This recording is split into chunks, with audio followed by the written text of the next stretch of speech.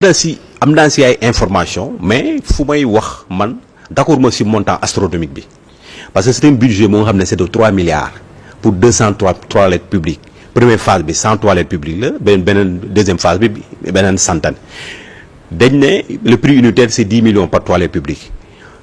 En séminaire à Saly et au conseil municipal, les gens ont donné des explications. Direction des services techniques. Il y avait des travaux de raccordement pour toilettes publiques et puis nous avons fait solarisation parce que consommation soleil mais ça n'explique pas cette somme astronomique. Ça n'explique pas cette somme astronomique. Donc, les premières mesures qu'il faut prendre, Inch'Allah, arrêter ce projet-là. La première phase, on arrête la deuxième phase. Arrêtez quoi de faire audit. Une évaluation, mais nécessairement il faut nous donner pas de l'audit des finances publiques de la mairie de la ville de Dakar. Ville de Dakar, source de financement, moi impôts locaux, moi la participation de l'État, nous avons les contributions immédiates, les fonds sociaux, les fonds de concours, benenbi, moi les partenaires extérieurs, soit les banques de développement ou emprunt obligataire.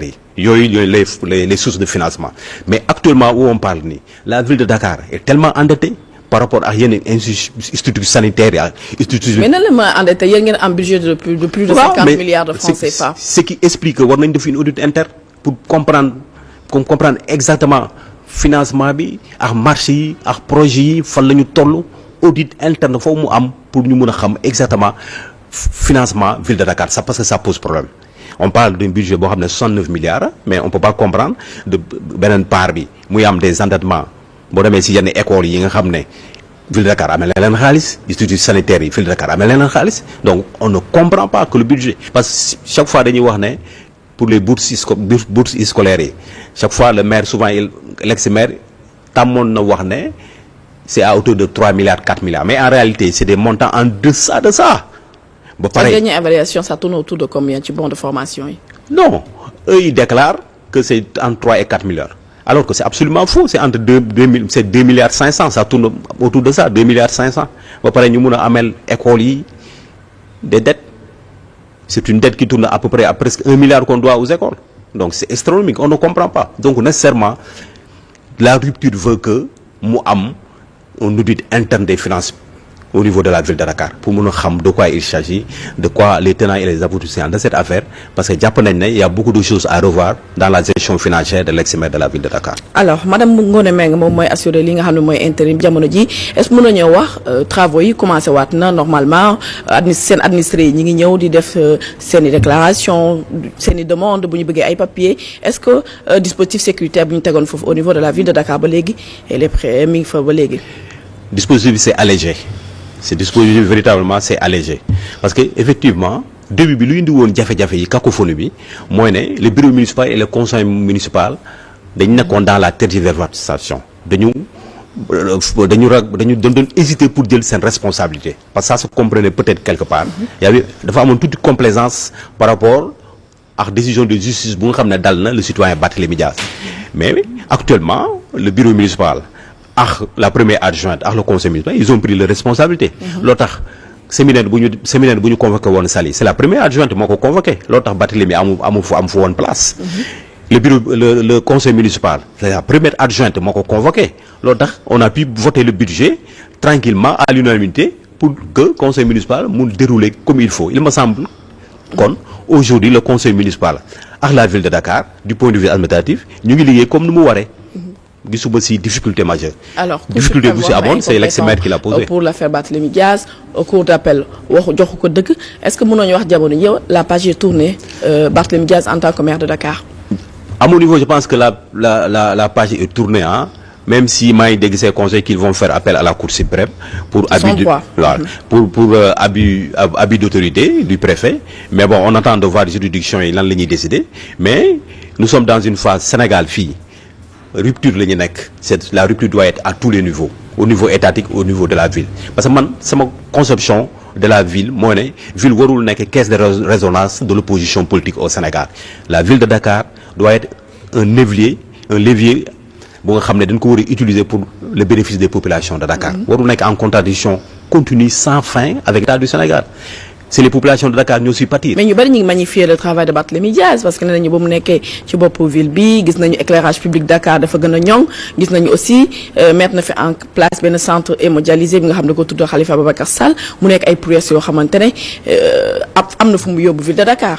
wala yow da nga koy contester. non le bilan de Barthélémy Diaz. xam nga on peut pas être nihiliste pour dire que ne tout est négatif am na loo xam ne def na ko fi c'est vrai mais lu des dafa bëri en termes de priorité jàpp nañ ne la mobilité urbaine à Dakar la ville de Dakar war na si jouer un rôle la capacité de financement des jeunes et des femmes ville de Dakar am na si rôle imaginez-vous le budget de la ville de Dakar lan lay consacrer jeunes yi 2% la ñu consacrer du budget de la ville de Dakar en termes de financement des femmes et des jeunes toujours lan la ñuy consacrer le budget de Dakar 0,13%.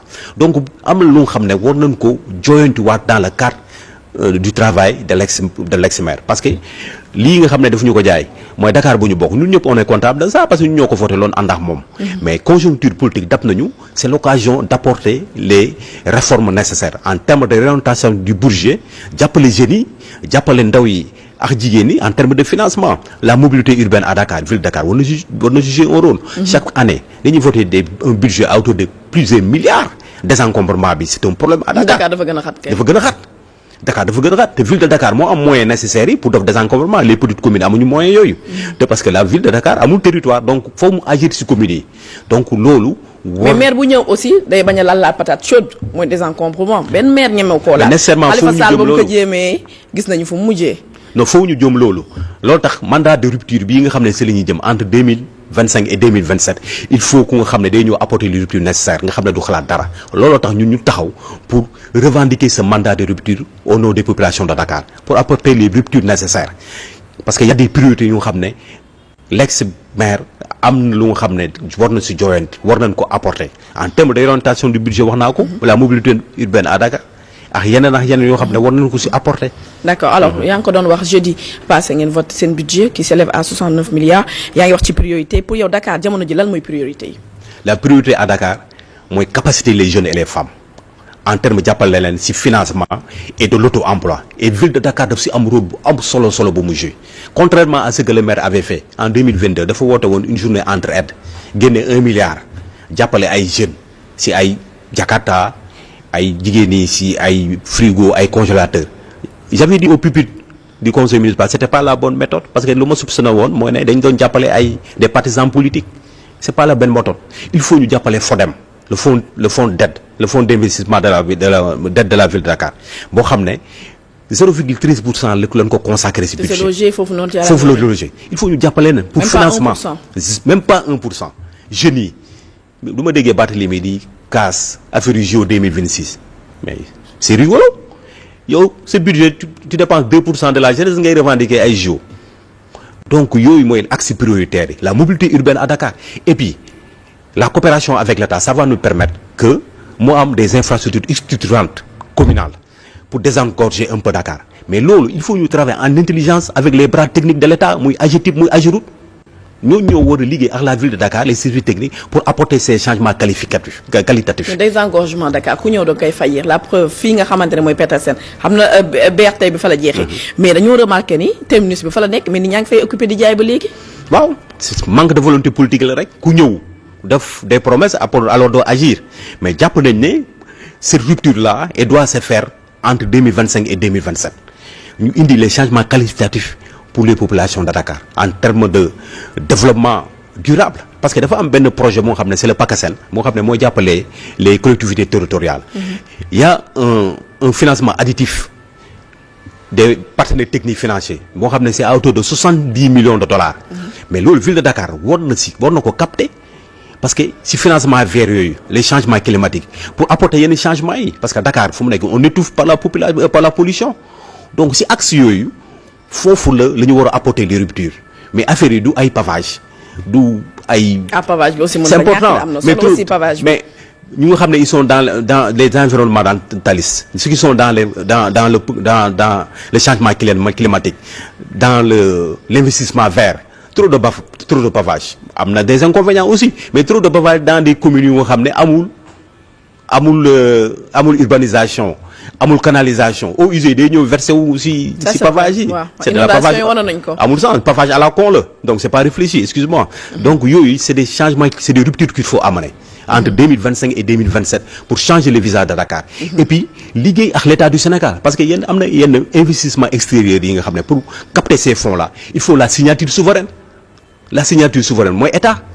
bu liggéeyul en parfaite collaboration avec l'État mais doo mun a am ce parapluie de l'État là.